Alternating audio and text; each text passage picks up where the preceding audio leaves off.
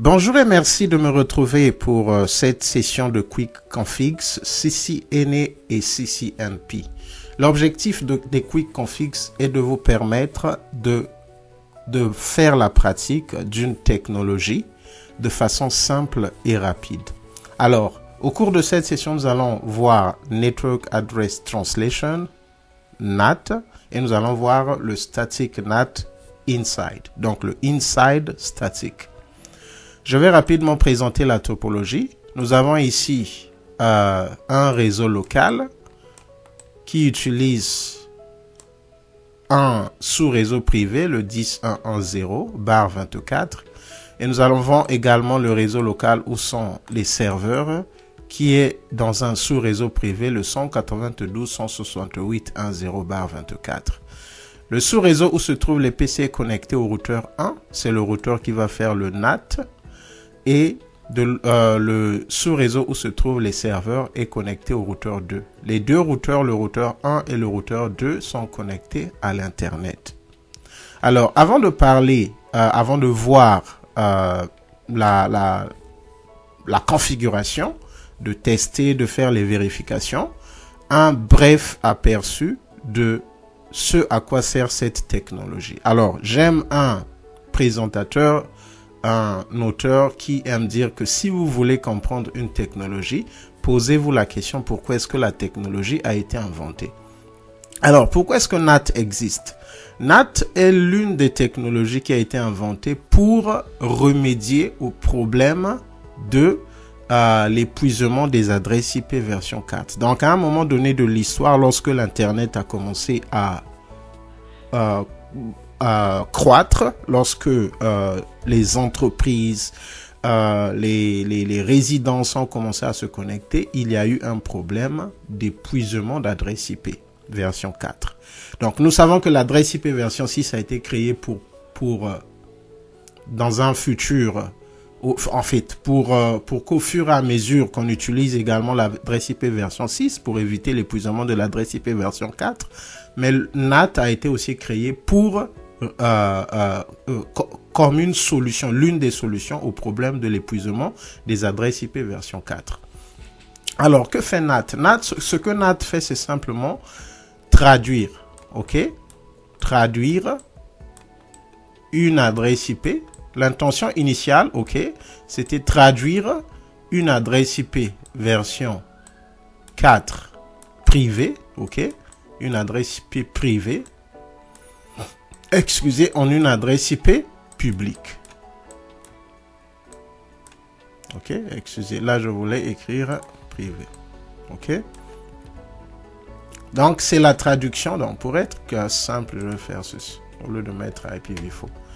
Donc c'est la traduction d'une adresse IP privée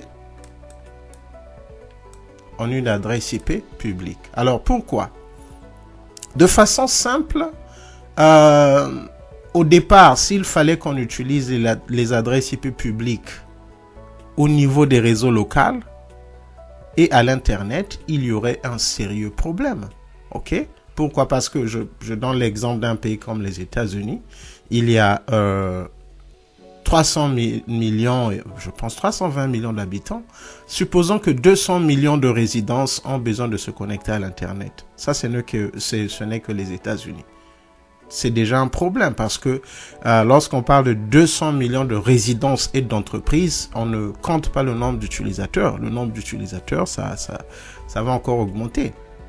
Donc, le chiffre va encore augmenter si on parle du nombre d'utilisateurs parce que dans une résidence, on peut avoir 3 personnes, 4 personnes. Donc, c'est un problème si on utilisait les adresses IP version, les adresses IP privées dans les réseaux locaux. Alors, voilà pourquoi on s'est dit, ok, vu que dans les réseaux locaux, on utilise des adresses IP privées, on peut utiliser des adresses IP privées.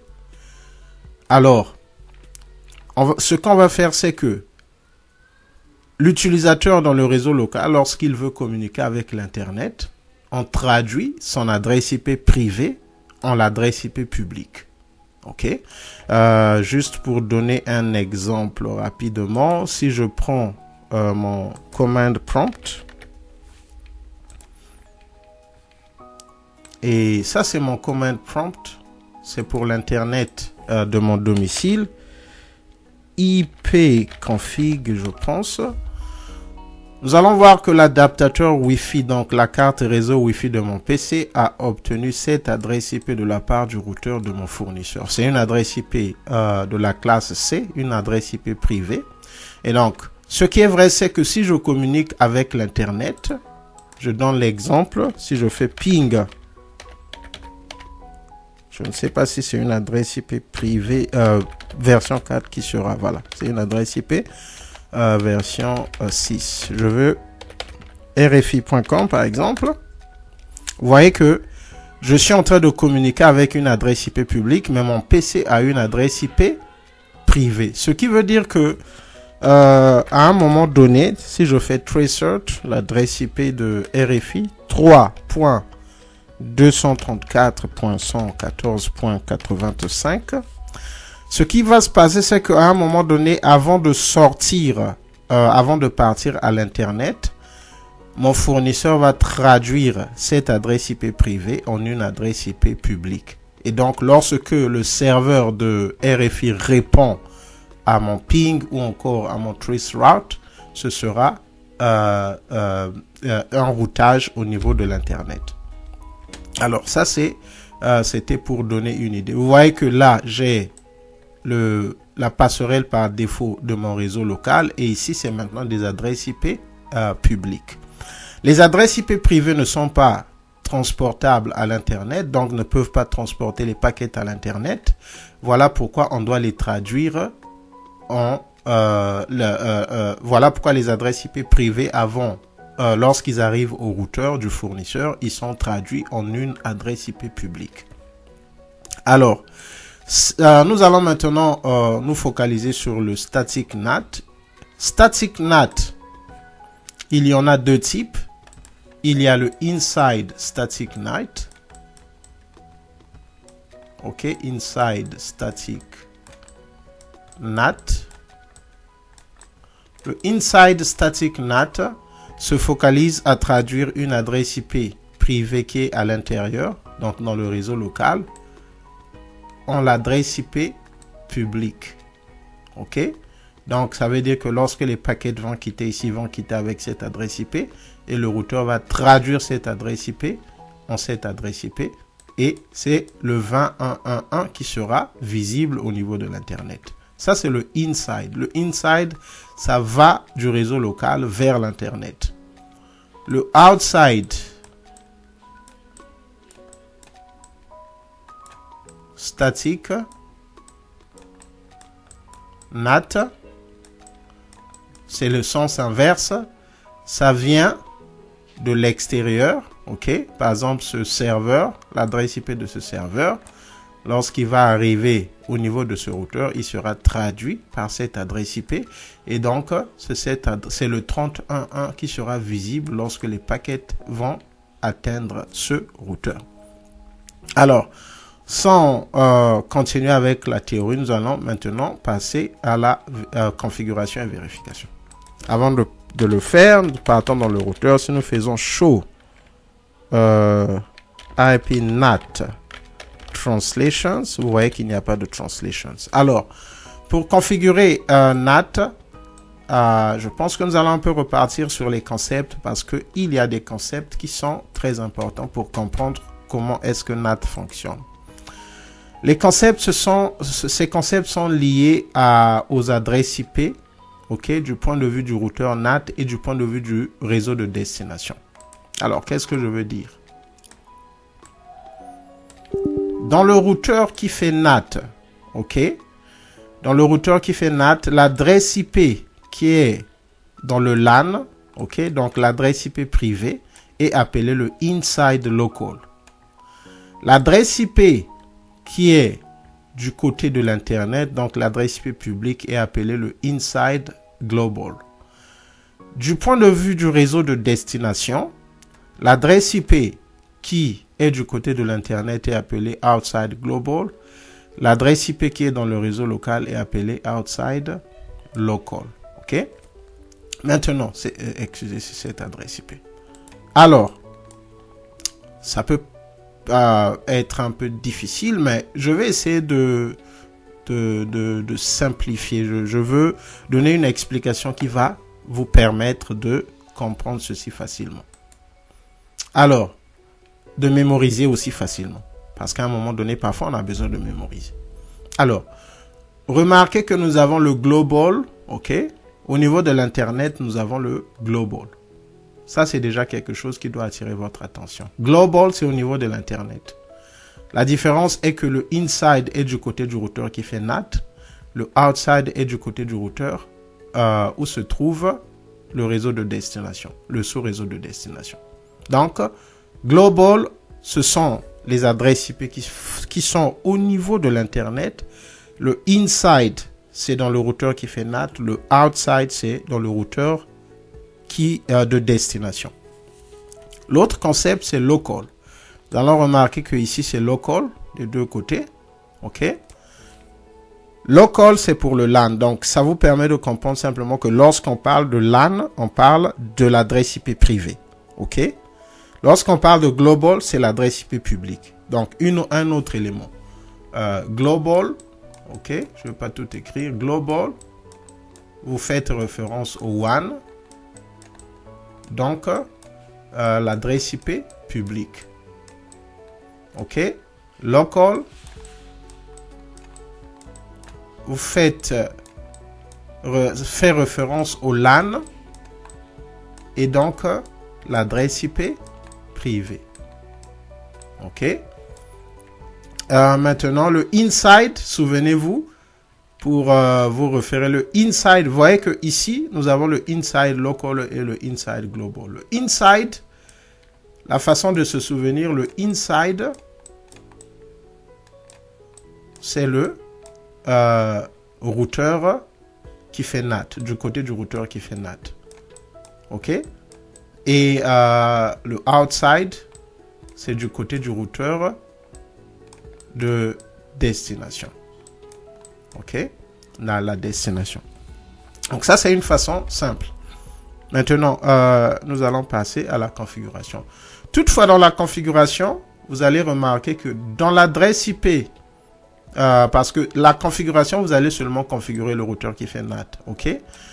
Donc, dans l'interface plutôt, qui fait face au WAN, donc à l'Internet, vous allez mettre la commande IP NAT outside.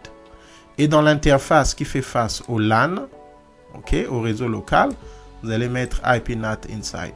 OK? Ça, c'est outside du point de vue de ce routeur, ça veut dire que c'est à l'extérieur, le WAN. Inside, c'est le LAN. Donc, un autre élément, NAT est un service. En d'autres termes, pour que NAT fonctionne, il doit avoir la connectivité IP. OK? Je vous préviens, si on fait un ping dans ce lab à partir de ce PC vers ce serveur, même s'il passe par l'Internet, ça va passer parce que c'est un lab. Mais dans l'Internet réel, dans un réseau réel, les adresses IP privées ne peuvent pas communiquer. Alors, nous allons partir et nous allons faire un test à partir du PC 1 vers le serveur 1.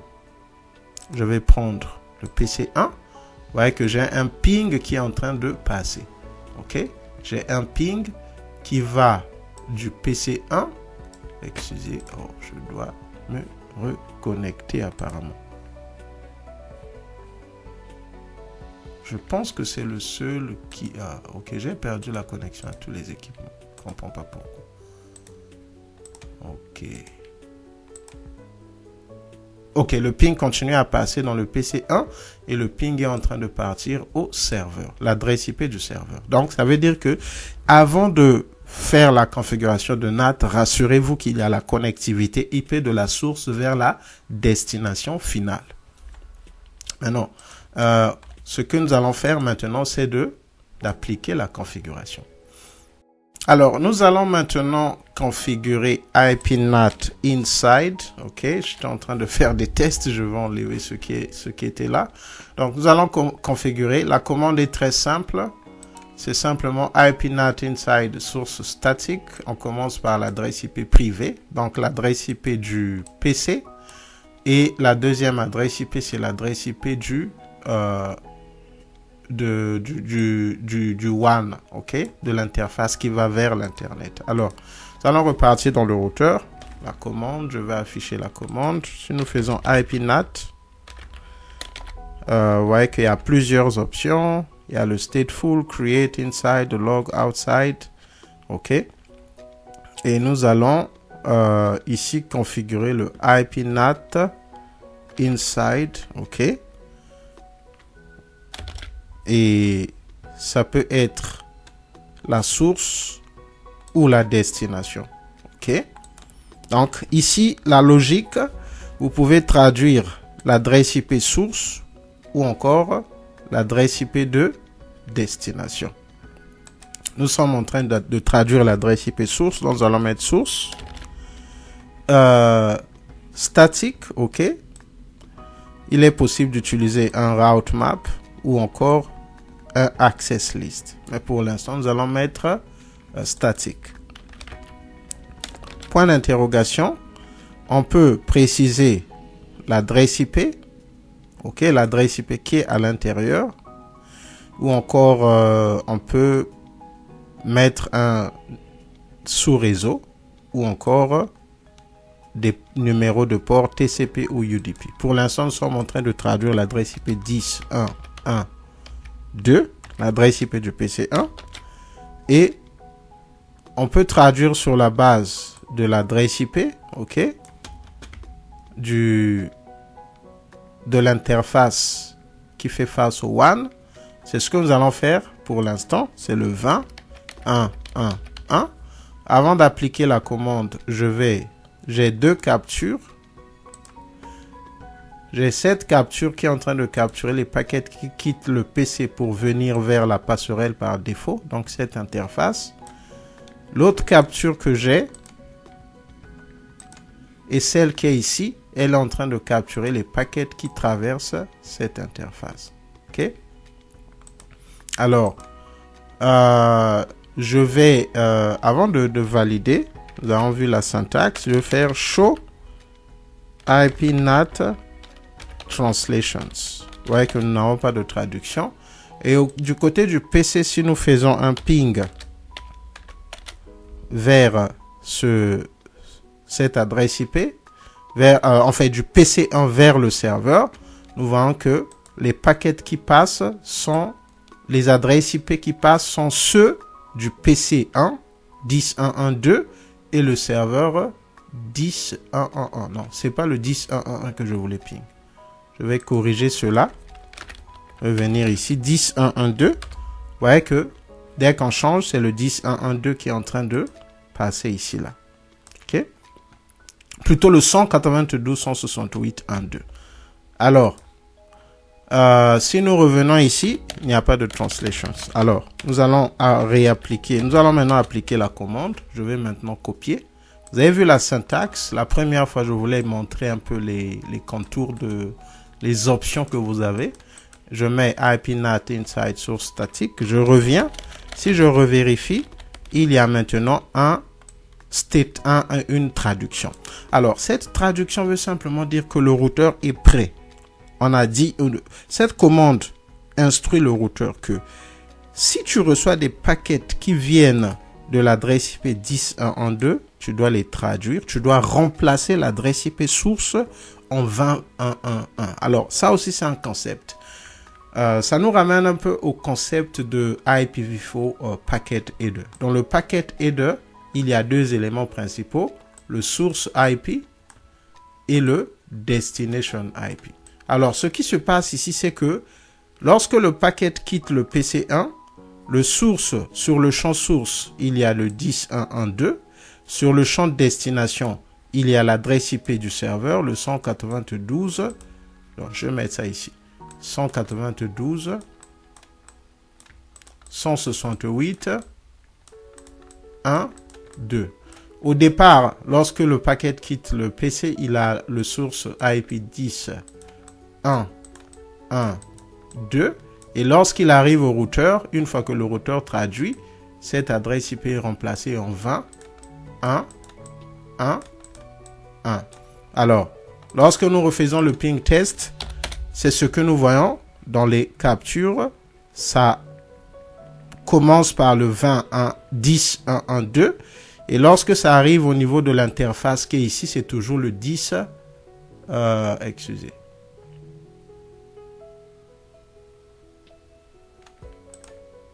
Je vais vérifier que je n'ai... Oh, j'ai déjà mis la commande. Ok, voilà. Voilà pourquoi. Parce qu'il y a déjà... Les paquets sont déjà traduits. Au point où si je fais IPNAT Translation, c'est ce que nous sommes en train de voir. Les paquets qui viennent du 10.1.1.2 sont traduits en 20.1.1.1 et c'est ce que nous voyons ici. Donc, lorsque les paquets arrivent à cette interface, nous pouvons voir que l'adresse IP source, c'est le 20.1.1.2. Donc, l'adresse IP, le 10.1.1.2 est remplacé. Je vais effacer ceci pour que ça soit clair et je vais revenir ici. Je vais faire un ping continu. Remarquez que les paquets, lorsqu'ils sont en train de quitter le PC, c'est le 10.1.1.2 et lorsqu'ils arrivent à cette connexion, c'est le 20.1.1.1 parce que lorsque le routeur est en train de traduire les paquets. Alors, un dernier test, nous allons partir, je vais couper le ping. Si je vais au niveau du serveur 1, est-ce que nous pouvons ping par exemple, ping le 10.1.1.2, donc le PC. Si nous faisons cela, remarquez que nous ne pouvons pas ping le PC. Le serveur ne peut pas ping le PC. OK? Ne peut pas ping l'adresse IP du PC parce que l'adresse IP du PC n'est pas visible à l'Internet. Au niveau de l'Internet, le PC est représenté par le 20.1.1.1.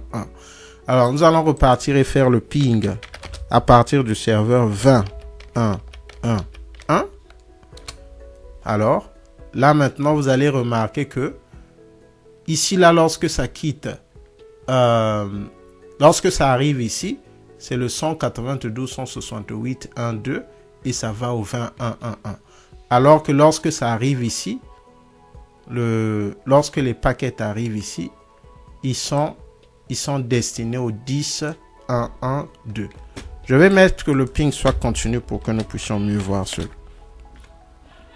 Alors, nous allons voir, lorsque les paquets quittent le sous-réseau, la source c'est la destination plutôt c'est le 20.1.1.1. Donc cette adresse, c'est cette interface. Lorsque le routeur traduit l'adresse IP, la destination est maintenant le 10.1.1.2. Donc ce routeur est en train de traduire. Et si nous revenons au niveau du routeur 1, si nous faisons Show IPNAT Translations, nous pouvons voir qu'il y a des translations également. Donc dans les deux sens. Lorsque les paquets quittent le PC1 vers le serveur, ils sont traduits. Et lorsque les paquets quittent le serveur pour venir à l'adresse IP Internet, ils sont également traduits. Nous sommes à la fin de cette session. Lors de la prochaine, nous allons voir le IPNAT Outside statique. Je vous retrouve.